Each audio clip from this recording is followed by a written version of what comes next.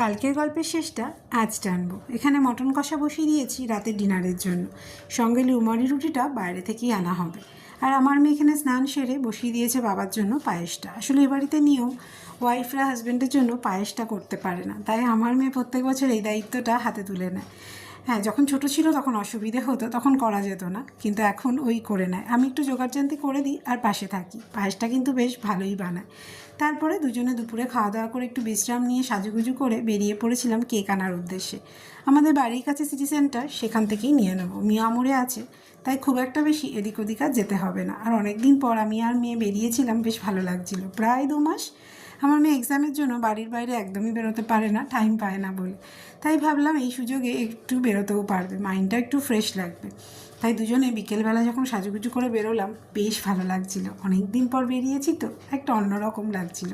হাঁটতে হাঁটতেই দুজনে গল্প করতে করতে পৌঁছে গেলাম। তারপর সেখানে কেকটা চুজ করে নিয়ে নাম লিখিয়ে মেয়ে বললো, চলো সিটি সেন্টারে একবার ঢু মেরে আসা যাক। আসলে সামনেই তো পয়লা বৈশাখ, এই সময় প্রচুর অফার চলে। কিন্তু গিয়ে দেখলাম এখনও সেভাবে অফারগুলো স্টার্ট হয়নি, তাই বাড়ির দিকেই রওনা দিলাম। অভিষেক এসে ওয়েট করছিল আমাদের জন্য, তাই তাড়াতাড়ি আসা। এসে কেক কাটিংটের পর্বটাও কমপ্লিট করে নিলাম। তারপরে টেবিলে বসে একটুখানি তিনজনে গল্প করে নিচ্ছিলাম। আসলে অনেকটা পথ এসেছি তো, তাই একটু গরমও লাগছিল, হাঁপিয়েও গেছিলাম। আর রাতের ডিনারের যেহেতু একেবারেই চিন্তা নেই, তাই একটু নিশ্চিন্তও ছিল মনটা।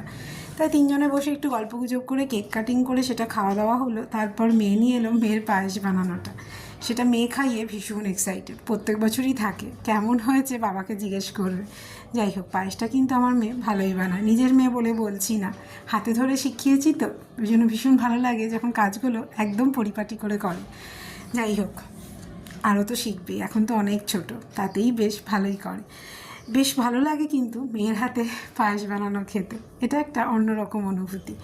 তারপর ওই যে তিনজনে বসে একটু গল্পগুজব হচ্ছিল, একটু হালকা ফুলকা ইয়ার্কিও হচ্ছিল। আমাদের জানেন তো, রেগুলার লাইফে আমরা সময় পাই না বসে গল্প করার, তাই যখন পাই চুটিয়ে করে নিই।